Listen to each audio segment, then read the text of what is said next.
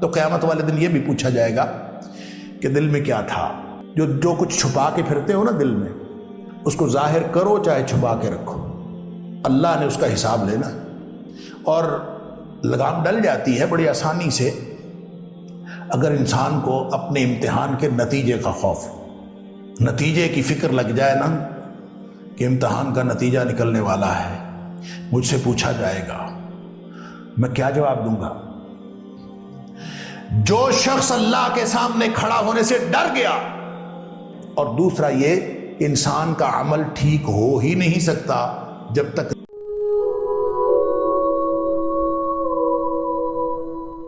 پورے کے پورے جسم کے اعمال کا اور ظاہری جو بھی ہم زندگی گزار رہے ہیں اس کا ان اعمال کا جو انحصار ہے، جو انما الاعمال بالنیات فرمایا، اس کا اصل میں انحصار دل کی کیفیات پر ہے. دل میں کیا ہے؟ دل میں سوچیں بھی ہوتی ہیں، دل میں منصوبے بھی ہوتے ہیں، آرزویں بھی ہوتی ہیں، تمنائیں بھی ہوتی ہیں، پلاننگز ہوتی ہیں. اور ہم نے سوچ رکھا ہے کہ دل میں جو کچھ ہوتا ہے وہ تو لوگوں کو نظر نہیں آتا، اور دل میں تو جو آتا ہے وہ خیال ہی آتا ہے، تو اس لیے اس کا تو شاید کوئی پکڑ نہیں ہے اس کے اوپر. اور نبی پاک صلی اللہ علیہ وسلم سے بھی پوچھا گیا تھا کہ اللہ کے رسول صلی اللہ علیہ وسلم دل میں خیال آتے ہیں، مختلف طرح کے خیالات آتے ہیں، تو کیا اس پر کوئی پکڑ ہے؟ فرمایا نہیں، اس کے اوپر کوئی پکڑ نہیں ہے جب تک اس کے اوپر عمل درآمد نہ کرو، اس کے اوپر پکڑ نہیں. تو ہم اس حدیث سے اور نبی پاک صلی اللہ علیہ وسلم کے اس فرمان سے اور ریلیکس ہو گئے، موجیں لگ گئیں. سوچ جو مرضی سوچے، تفکر کا عمل جو مرضی کریں، آپ کے دل کے اندر جتنی مرضی آلودگی پڑی رہے، آپ کا خیال ہے صرف جب تک عمل نہ کیا جائے اس وقت تک کوئی مسئلہ نہیں ہے. نہیں بھائی، ایسا نہیں ہے. اللہ تعالیٰ نے قرآن میں فرمایا ان السمع والبصر والفؤاد کل اولئک کان عنہ مسئولا. جس طرح آنکھوں سے پوچھا جائے گا کیا دیکھا، جس طرح سماعتوں سے پوچھا جائے گا کیا سنا، اس طرح دل سے بھی پوچھا جائے گا کیا سوچا اور کیا اس میں آرزویں اور تمنائیں رکھی. آنکھوں کی اگر باز پرس ہے، سماعتوں کی باز پرس ہے، والفؤاد، تو دل کی بھی باز پرس ہے. کل اولئک کان عنہ مسئولا، سب کے بارے میں پوچھا جائے. تو قیامت والے دن یہ بھی پوچھا جائے گا کہ دل میں کیا تھا. یا پھر قرآن نے کہا وَإِن تُبْدُوا مَا فِي أَنفُسِكُمْ أَوْ تُخْفُوهُ يُحَاسِبْكُمْ بِهِ اللَّهُ. جو کچھ چھپا کے پھرتے ہو نا دل میں، اس کو ظاہر کرو چاہے چھپا کے رکھو، اللہ نے اس کا حساب لینا. يُحَاسِبْكُمْ بِهِ اللَّهُ، اللہ نے اس کا حساب محاسبہ کرنا. فرق یہ ہے نبی اکرم صلی اللہ علیہ وسلم کے فرمان میں اور ہمارے اللہ کے قرآن کی اس بات میں تطبیق یہ ہے کہ صرف وہ خیالات معاف ہیں جو غیر ارادی طور پر آ جائیں. وہ باتیں جو غیر ارادی طور پر دل میں آتی ہیں اور نکل جاتی ہیں، آپ کا ارادہ نہیں تھا، سوچ آ جاتی ہے، اس کو اگر انسان ظاہر نہ کرے، زبان پر نہ لائے، عمل نہ کرے، انشاءاللہ وہ معاف. لیکن ایک سوچ کی بھی ایک نوعیت ہے، ایک نیچر آف تھنکنگ وہ ہے جو سوچ کا ایک عمل ہے، تفکر کا ایک عمل ہے. انسان اس کو سوچتا ہے، کرتا ہے اس عمل کو. تفکر کا عمل انسان کرتا ہے، دل میں ایک سوچ بٹھاتا ہے، پھر اس کو سوچتا ہے، اس کو پالتا ہے، اس سے حظ اٹھاتا ہے، اس سے مزے لیتا ہے سوچ کے. یہ جو ارادی طور پر مزے لینا ہے اور ارادی طور پر تفکر کا عمل کرنا ہے، وَإِن تُبْدُوا مَا فِي أَنفُسِكُمْ أَوْ تُخْفُوهُ يُحَاسِبْكُمْ بِهِ اللَّهُ. اس پر اللہ تعالیٰ محاسبہ کرے گا اور اس پر قیامت والے دن پوچھا جائے گا تم کیا سوچتے تھے. اللہ اکبر. سوچوں کا بھی امتحان ہے. یہ نہیں ہو سکتا کہ آپ جو مرضی سوچتے رہیں. اللہ کریم نے اس کو ایک تو سوچوں کو اور دل کی آرزوؤں اور تمناؤں کو بھی بے لگام چھوڑنے کے لیے حکم نہیں دیا، بلکہ اس کو لگام ڈالنے کا حکم دیا. اور لگام ڈل جاتی ہے بڑی آسانی سے اگر انسان کو اپنے امتحان کے نتیجے کا خوف، نتیجے کی فکر لگ جائے نا کہ امتحان کا نتیجہ نکلنے والا ہے، مجھ سے پوچھا جائے گا، میں کیا جواب دوں گا. وَأَمَّا مَنْ خَافَ مَقَامَ رَبِّهِ، جو شخص اللہ کے سامنے کھڑا ہونے سے ڈر گیا. اب وہ ڈر کس بات کا ہے؟ یہی ہے کہ اللہ مجھ سے پوچھے گا. اللہ نے اگر پوچھ لیا کیا سنا تھا، کیا سوچا تھا، کیا بولا تھا، زبان نے کیا کہا تھا، सारी जो सलाहियतें दी थी उसमें एक तफक्कुर की कुव्वत भी थी।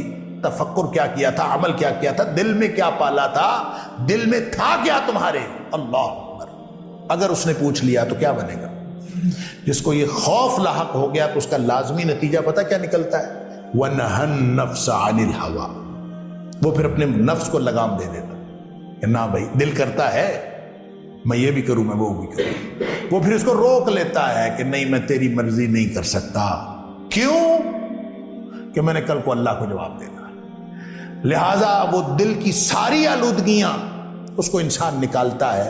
इसको दिल के अंदर अगर कोई आलूदगी पड़ी हुई हो तो उस एक तो ये कि उसका इम्तिहान है, और दूसरा ये इंसान का अमल ठीक हो ही नहीं सकता जब तक दिल साफ ना हो, क्योंकि सारे आमाल का दारोमदार कल्बी कैफियत के ऊपर। कभी ये नहीं मुमकिन। देखें, आपके जो अल्लाह ने जो भी सलाहियतें दी हैं, हर चीज का एक असर होता, और वो असर कहाँ है? ज़ाहिरी आमाल जो कुछ हम सर अंजाम दे रहे हैं, हाथों से, पाँवों से, आंखों से, ये कानों से, जो भी अमल सर अंजाम देते हैं, इन सब का असर दिल पर हो रहा होता।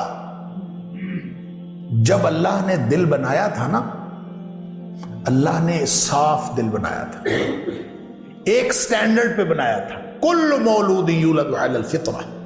अल्लाह ताला ने एक स्टैंडर्ड पे फितर, एक खास स्टैंडर्ड दिया था, ये भी दिल है तुम्हारा। अब उसको इंसान आलूदा करता है यहां दुनिया में आके। उसमें क़द अफ़लह मन ज़क्काहा व क़द ख़ाब मन दस्साहा। जिसने उसको पाक रखा वो कामयाब हो गया। वक़द ख़ाब मन दस्साहा नामुराद वो होता है जो इस दिल को आलूदा कर बैठता है। ये जो दस्साहा है ना, इसके दो माने हैं। एक तो है इसको आलूदा कर लेना, इसको खराब कर लेना, गदला कर लेना, सोचों की आलूदगियां आ गई, गंदा कर लिया। बिल्कुल उसी तरह जैसे आप बर्तन पड़ा होता है तो बर्तन को साफ कर लेते हैं तो वो चमक उठता है, और बर्तन के अंदर कोई गंदगी आ जाती है तो वो आलूदा हो जाता है। बिल्कुल इस तरह से दिल। अल्लाह अकबर। इमाम गजाली अलैहिर्रहमा कहते हैं कि जो तज़किया नफ्स है ना, इसके 3 मराहिल हैं। वो कहता है सबसे पहला मरहला है तखलिया नफ्स। तखलिया नफ्स का मतलब है कि पहले इसको खाली तो करें। अगर इसके अंदर गंद पड़ा हुआ है, गैरुल्लाह की मोहब्बत पड़ी हुई है, दुनिया की मोहब्बत पड़ी हुई है, आलूदगियां दुनिया की पड़ी हुई हैं, गंदी आरज़ुएं तमन्नाएं पड़ी हुई हैं, अगर वो सारा कुछ पड़ा हुआ है, उसमें अल्लाह का खौफ आ कैसे सकता है? उसमें लिल्लाहियत कैसे आ सकती है? उसमें पाकीज़गी कैसे आ सकती है? पहले उसको खाली तो करें। साफ सुथरा तो नहीं होता। तखलिया कर भी लें, किसी बर्तन के अंदर कोई गंदगी पड़ी हुई है, आपने उसको उल्टा दिया, फेंक दी, खाली तो हो गया है, लेकिन वो अभी साफ नहीं हुआ। उसको साफ करने के लिए वो कहते हैं अगला मरहला है तजलिया नफ्स। उसको जिला बख्शे, उसको चमकाएं, उसको मंजन लगाएं, उसको अंदर बाहर से साफ करें। जब तक वो साफ नहीं होगा वो औसाफ हमीदा को कबूल करने के लिए तैयार ही नहीं होता। कब तैयार होता है दिल? दिल में आलूदगियां पड़ी हुई हों, ये कभी नसीहत कबूल करने के लिए तैयार नहीं होता। कभी सोचा है, कभी देखा है? सारे मामलात दिल के ऊपर होते हैं, और दिल आलूदा हो जाए ना तो दिल नसीहत कबूल करने से इनकार कर देता। बच्चे गपशप कर रहे हों, आप इसका अमली मुजाहरा कर लें कि बच्चे जब गपशप कर रहे होते हैं तो उनको कोई नसीहत करें तो उनका रवैया क्या होता है। बच्चे अपनी खेल में, कूद में, अपने गपशप में, अपने शुगल मेले में बच्चे लगे हुए हों, उस वक्त आप उनको नसीहत करें तो उनका रवैया क्या होता है। और जब बच्चे नमाज पढ़ के बैठे हों तो आप उस वक्त नसीहत करें तो उनका रवैया क्या होता है। यह फर्क है, आपको समझ आएगी कि नमाज के बाद दिल नरम हुआ होता है, उस नमाज के अमल का दिल पर असर होता है। और जब आप शुगल मेले में दुनियावी कामों में पड़े होते हैं तो उसका भी एक असर होता है। उस वक्त नसीहत का असर और तरह का है, और जब नमाज पढ़ के करते हैं तो उस वक्त नसीहत का असर और तरह का है। गोया हर अमल का असर दिल पर हो रहा होता है।